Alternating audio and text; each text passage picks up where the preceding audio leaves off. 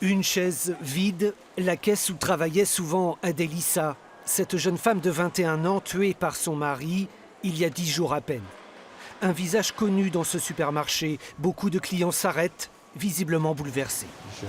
J'ai du mal à entendre des choses comme ça, quoi. Ça fait mal au cœur. Ça bouleverse.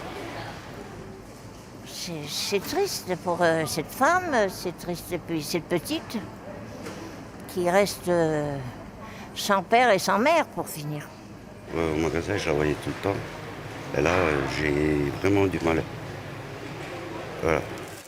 Dans les rayons, les salariés portent tous le même t-shirt où est écrit le nom de leur collègue.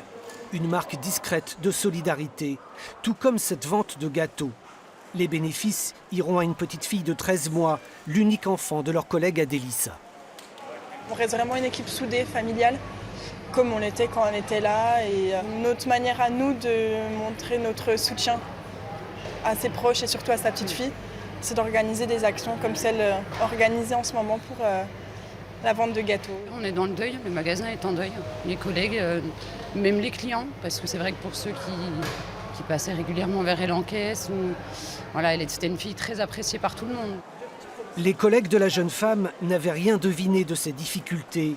Quelques clients, en revanche, qui étaient aussi des voisins, avaient noté le comportement étouffant du conjoint. Je la voyais souvent avec la petite, elle allait chercher chez la nounou. Et lui, il arrivait, alors on ne pouvait pas parler, on dirait qu'il l'a surveillé, quoi, voilà. J'avais l'impression qu'il y avait quelque chose. C'est pas évident, mais il faut le dire. Il faut quand même le dire quand on est battu et qu'on n'est pas heureuse.